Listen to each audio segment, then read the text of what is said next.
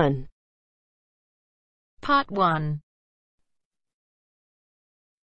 You will hear a woman being interviewed by a market researcher in a health club about her membership of the club. First, you have some time to look at questions 1 to 5.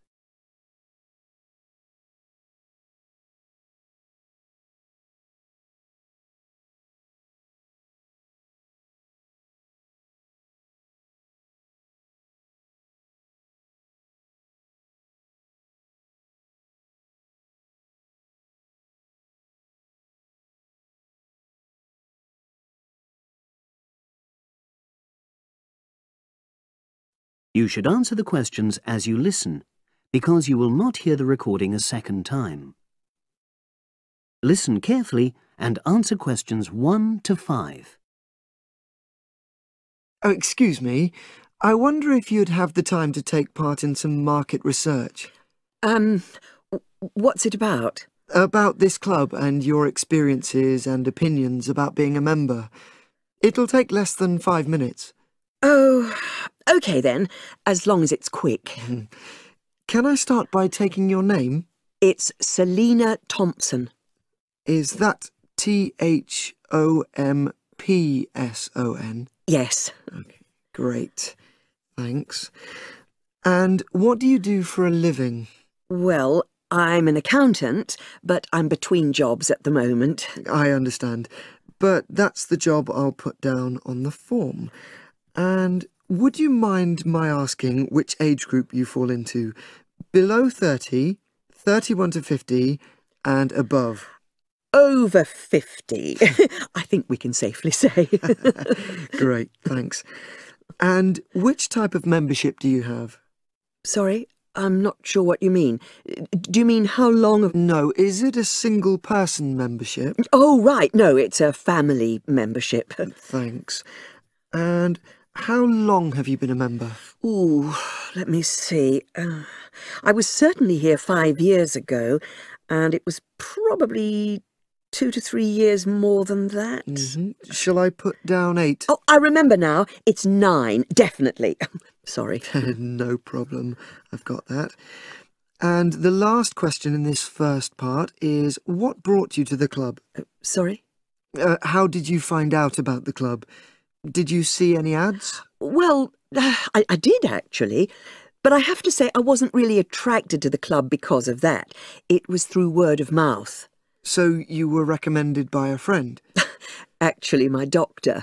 I'd been suffering from high blood pressure, and he said the club was very supportive of people with that condition, so I signed up. Great, thanks. Before you hear the rest of the conversation, you have some time to look at questions 6 to 10.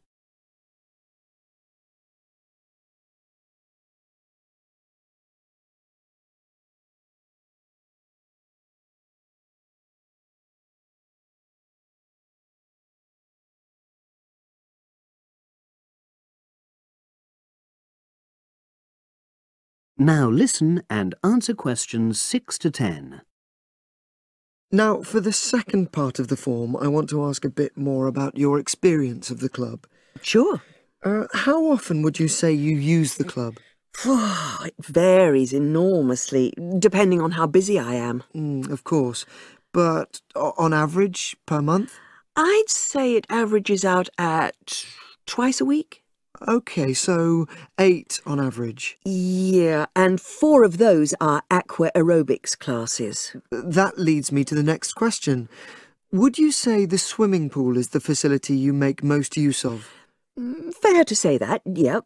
Right, thanks. And are there any facilities you don't use? One area I realise I've never used is the tennis courts. And there's one simple reason for that. You don't play tennis? Actually, I'm not bad at it. Oh. It's that I'm not happy having to pay extra for that privilege. Oh, right. I've made a note of that. Thanks. Now, in the last section, are there any suggestions or recommendations you have for improvements to the club? Only about health and fitness? Anything at all? Well, I'd like to see more social events. Oh, It isn't just a question of getting together for games or classes, but other things, you know. yes, sure. And another thing that I was thinking when I had my yoga class in the gym last night, we were all sweltering in the heat, was that I think they should put in, well, you know... Air conditioning. That's exactly what I mean. The rooms are really light and well designed, but they do need proper installations. Sure. Well, I've made a note of that. Good. So, is there anything else you'd like to suggest? About quality of service, for example? Oh, everyone's very nice here. They couldn't be more friendly and helpful. Oh, but I tell you what, it's a shame the restaurant isn't open in the evening on Saturday, and Sunday as well, for that matter. Oh. So, the club should... Open it later on those days. OK. Well, thank you very much. That's all the questions I have. That is the end of part 1. You now have half a minute to check your answers.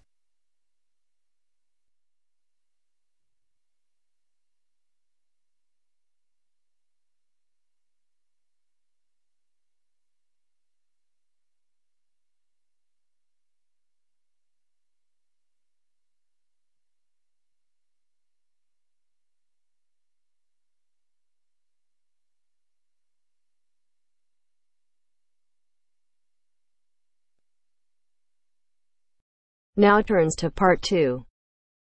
Part 2. You will hear a talk on local radio about a short film festival in the town of Adbourne. Now you have some time to look at questions 11 to 16.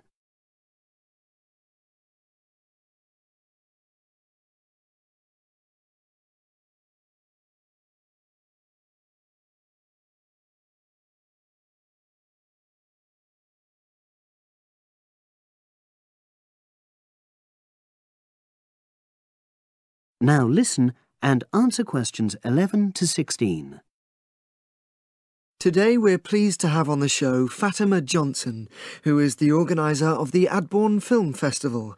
Welcome, Fatima. Hello. Can you tell us a bit about the background to the festival and what it brings to the town? Well, the festival was started in 1996 by the then Mayor of Adbourne, Joanne Smith. She wasn't a filmmaker herself. She'd actually been a very energetic tourism development officer for many years. But Adbourne had run a classical music festival, which had been becoming less and less popular in recent years.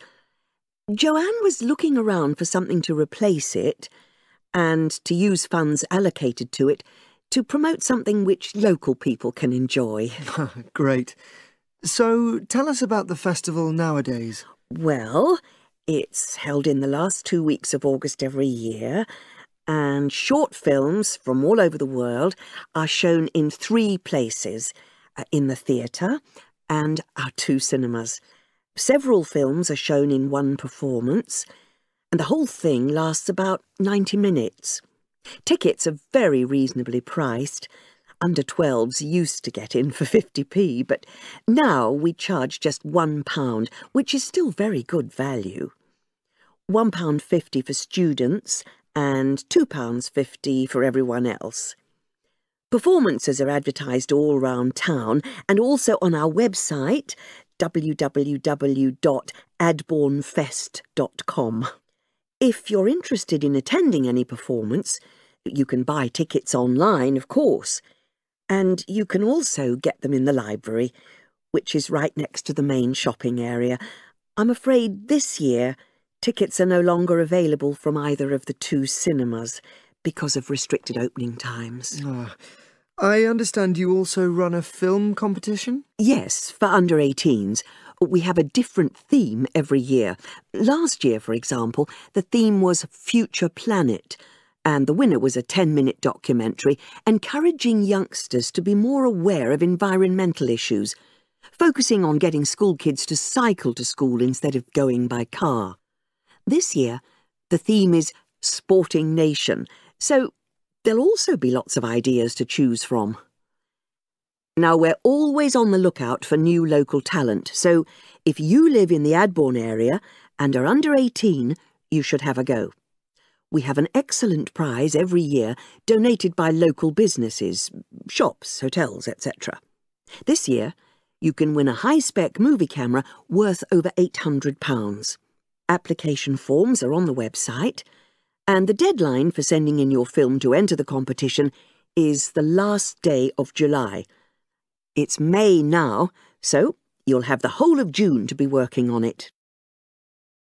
Now you have some time to look at questions 17 to 20.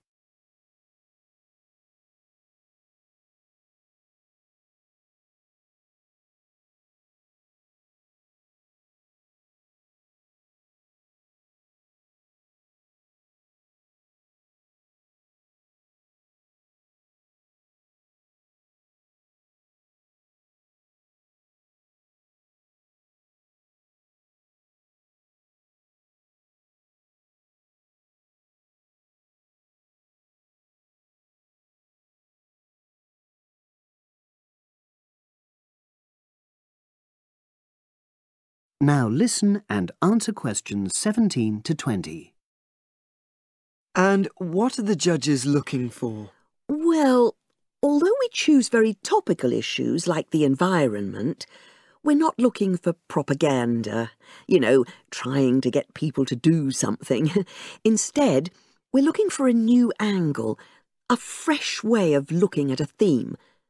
And of course, because it's a short film festival, it's not really about a fully worked story with well-rounded characters. It's more about good photography, conveying things visually. And who judges the films? A panel of 3 people who know a lot about film. We've used the same judges for many years, and we're very happy with their expertise.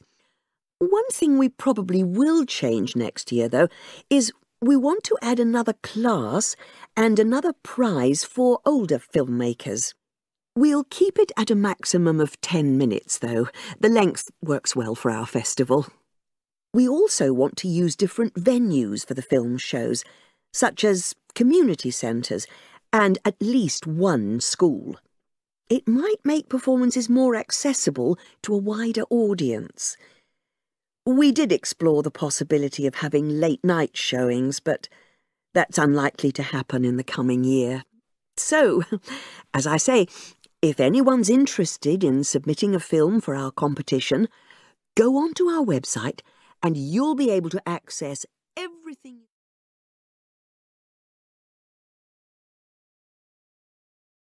That is the end of part 2. You now have half a minute to check your answers.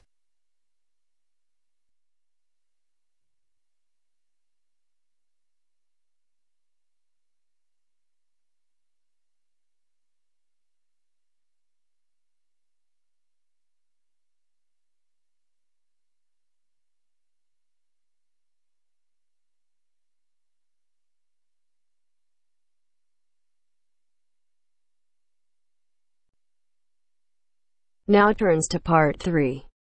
Part 3. You'll hear an interview with a wildlife specialist called Alison Sharp talking about bears. In the first part of the discussion, they are talking about the history of the bear. First, look at questions 21 to 23.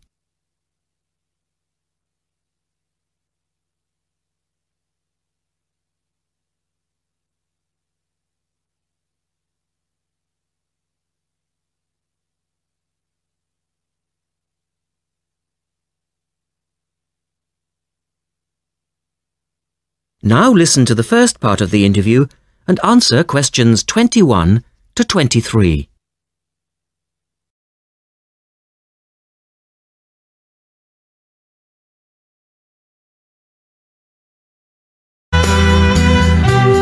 Alison Sharp has spent much of her life researching bears, and in particular, bears in danger of extinction.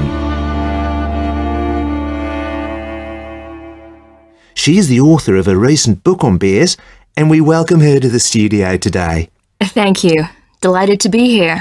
First of all, can you give us a quick overview of the history of the bear family? Well, the bears we know today actually have as their ancestors bears which have been evolving for some 40 million years.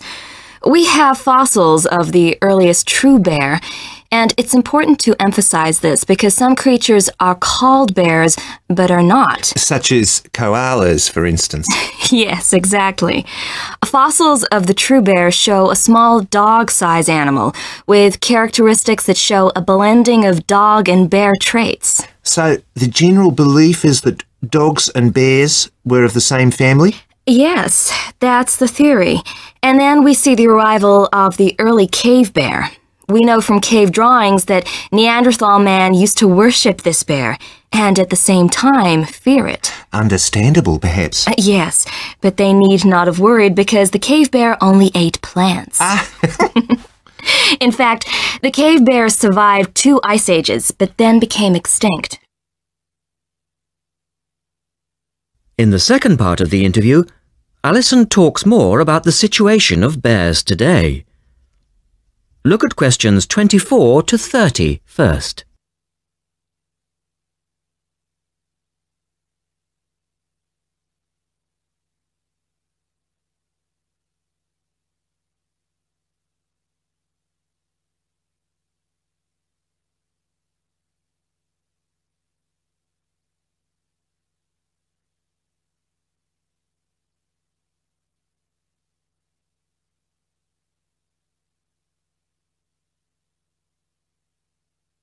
Listen carefully and answer questions 24 to 30. So, how many bears can we find today? And are any of them in danger of extinction? Well, I'll answer your first question first. There are 8 species of bear in all, among them the American black bear and the brown bear, from which evolved the newest species of bear, the polar bear. So, how old is the polar bear? Oh, he's a relative newcomer, just 20,000 years old. And could you tell us a little about them? Which is the largest bear, for instance? Well, the largest bear existing today is either the polar bear or the brown bear. Right. Don't we know? Well, it depends which criteria you use. The polar bear is the heaviest. The male weighs up to 1,500 pounds, but his narrow body actually makes him look smaller than the much more robust brown bear. So the brown bear appears the biggest? Yes. And the smallest? Well, the sun bear is the smallest of the 8 species. They only weigh between 60 and 145 pounds. That makes him a comparative junior. Yes. And then next we have the so-called giant panda. But that's a small bear too, comparatively speaking. And are all bears meat eaters? No, not at all. In fact, the giant panda is almost entirely herbivorous, living on a diet of 30 types of bamboo. Oh, yes, of course. Pandas are famous for that. And another interesting bear is the sloth bear, which eats insects, particularly termites. He can turn his mouth into a tube and suck the insects out of their nests. So, going back to my second question, are bears really in danger of extinction? Yes, indeed, they are. The sun bear in particular, as they've been hunted almost out of existence. And the habitat of the panda is also being reduced on a daily basis. Can anything be done to reduce the threat to these endangered species? I know, for instance, that it's very hard to breed bears in captivity. Yes. Well, I think that by raising people's awareness generally, we can reduce conflict between humans and animals, to stop the slaughter in parts of the world where bears are still hunted, supposedly in self-defense or to protect livestock, but often quite unnecessarily. And we can also encourage governments to preserve the natural environment of the bear, rather than allow the areas where they live to be systematically destroyed in the name of progress. Yes, of course. And in addition to these global efforts, all profits from the sale of my book will go toward the United Nations Bear Protection Program. That's wonderful. And with the news coming up, thank you for your time, Alison, and best of luck with the book. Thank you very much.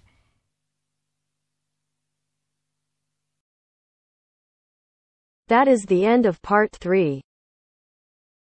You now have half a minute to check your answers.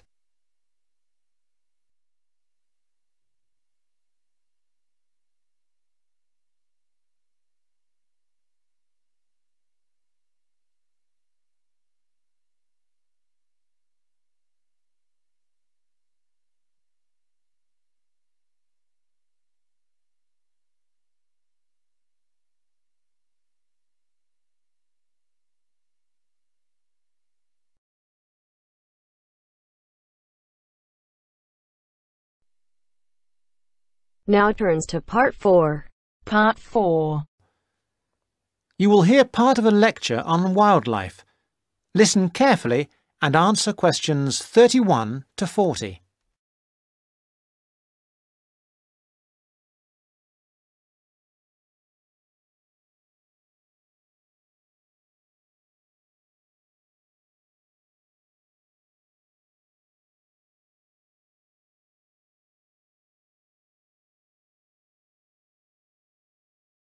Thousands of exotic plants and animals have been introduced into the British Isles over thousands of years. These newcomers compete with native species for resources and can also cause major changes in the wildlife and in the habitats of our countryside. The problem is not just British, of course, but global, and it has been going on for centuries. One good example of this I'd like to mention today is the European starling. The starling to us in the UK is a fairly ordinary little bird, about 12 inches long. In flight, it appears to be black or grey with tiny white spots. So it's a very ordinary looking, almost dirty looking bird. It nests in trees and buildings and can be found in the country and in towns. It travels in large flocks, leaving the nests in the morning and returning in the early evening. It feeds on insects and fruit. Its native range includes the British Isles and Finland, but it is also found in most of Europe and parts of Asia and Africa. In the British Isles and Finland, however, it has suffered a huge decline, and in these countries there is an effort to conserve the species. It is a different story in some of the places where it has been introduced. For example, the population in the USA is estimated at 170 million birds. Also, they are becoming a big problem in Australia and New Zealand. Starlings, as I have said, nest in trees, and it has been found that they are more aggressive than native species, native that is to Australia and New Zealand, when they are looking for nesting places. They therefore compete with native species for nests, and also they drive those species away from nests. So, this nest-building activity causes harm to native species, but also they are a nuisance to humans. They gather in large flocks of thousands of birds and feed together on commercial crops. This causes great financial damage to farmers. And they also make a mess, both in the town and the countryside. There is also the problem that starlings may carry diseases which affect both humans and other animals, although this has not been really confirmed and we are waiting for more work to be done on this. The question arises, what are we to do about foreign species which not only do damage to native species but interfere with human activity? We have 3 approaches in theory, but usually it is not a free choice between them. Usually we have to do the best we can and that money will allow. The best approach, of course, is prevention, and many countries have passed legislation which attempts to limit or prevent the arrival of non-native species in their countries. In particular, there are many international regulations on how and where ships may pick up and deposit water, and this is a major contribution to preventing the accidental transport of fish and organisms by ship, since accidental transport by ship is a frequent cause of fish and other creatures going from place to place. Ports also have special areas where water can be deposited, and many of them have treatment facilities to kill any foreign species that may establish themselves in their waters. For fish and organisms that live in water, these international regulations are useful, but obviously not all species can be dealt with in this way. Sometimes it is simply too late for prevention. Then we have to consider eradication or management. By management, I mean that we have to decide how best to live with the new creatures and how to keep their numbers down. However, this becomes not only a scientific question, it can be a matter of choice what population level of an invasive species we want to maintain. This choice involves costs. There is the cost of living with the species, and there is the cost of managing the species over time.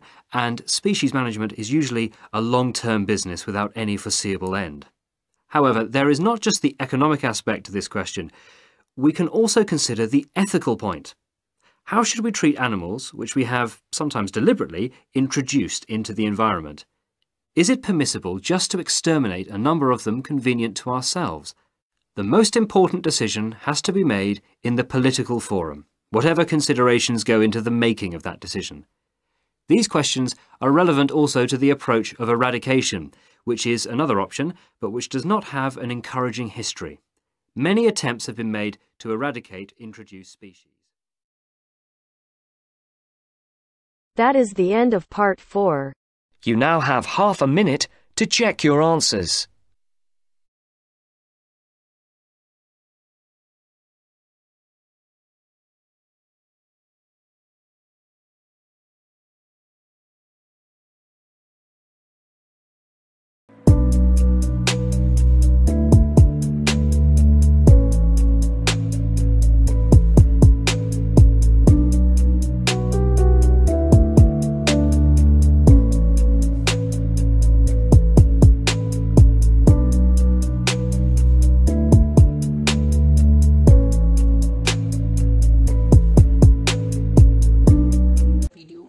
So the question for today is, government spends much money for education. More money should be spent on free time activities. To what extent do you agree or disagree? Means governments are spending a lot of money on education, no doubt, but more money should be spent on free time activities.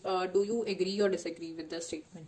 It is true that education spending is a top priority for many governments around the world, right? We cannot neglect this, that education has paramount importance, while ignoring leisure opportunities that are just as important. Means this is not a fact that government should spend all the money on the education, but while ignoring leisure opportunities are as important is not at all the fact we should follow. I therefore accept that more funds for such leisure time operations should be provided by the government. Means I believe that more funds, they should invest more in the leisure time operations. My view is surrounded by a variety of argumentation. Means I'll be explaining that why I'm in favor of spending amount on leisure activities. Undoubtedly, education investment is very critical for every nation's development. Means we cannot deny from this fact that education environment is very important for every nation's development. For the development of any nation, education is must. Educated individuals hold higher pays, jobs, and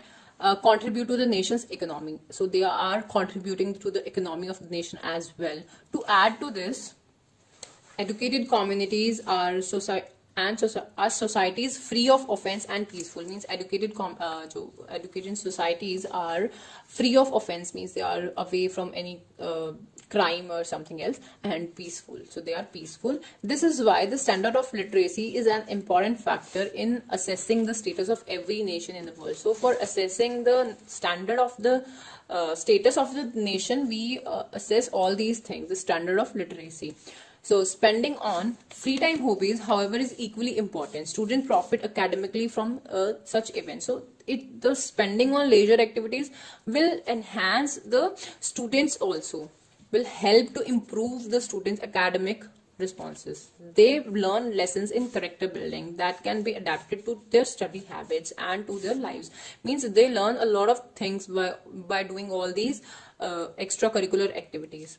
Through lessons, practices, or rehearsals, events such as sports, music, and theatres, from all these things, and organization teach students how to discipline themselves. So they are able to manage, they are able to rehearse. If they are giving a shot again and again, then they will understand that in academic also, if they are losing marks, so they will try to cope up with that also through all these leisure activities. In addition to it, extracurricular art program teach students analytic skills and innovative problem solving solving skills. So it will enhance their analytic skills as well as problem solving skill when they have to think creatively to perform music effectively, participate in a drama or create a piece of art. So if they involve themselves in all these activities, they have to think out of the box, right? For that, it will enhance their academic as well. Furthermore, life is stressful and activities related to free time perform as stress boosters. So definitely we all know that we all are living a hectic lifestyle. So to it perform as a stress booster also, the free time activities. They break the tediousness, means the monotony or the boring thing of day-to-day hectic life. Tediousness means boring. They also develop a group spirit among individuals, as if they are performing in a group, so they are having a group spirit also. They develop a group spirit also among individuals as people meet each other and interact during free time. It is the responsibility of the government to provide stadium, playground, gym and community center where people can pursue free time activities. So it's on government that they should provide all these things so that people can meet over there and they can do whatever they want to do. To reiterate, it can be concluded that education has significant role, means important role, but leisure activities are as important as education. So it should not be overlooked as it contributes to the overall development of any community. So these sports or these arts or these free time activities help in the overall development of the child. So it helps in the overall development of the community. So it should not be overlooked. The government should contribute at least a small amount, but they should construct all these gyms, community center and playgrounds so that the child can develop completely. So this was for today. If you like the video, do hit the like button and subscribe to our channel, and meet in the next video. Till then, bye bye and take care.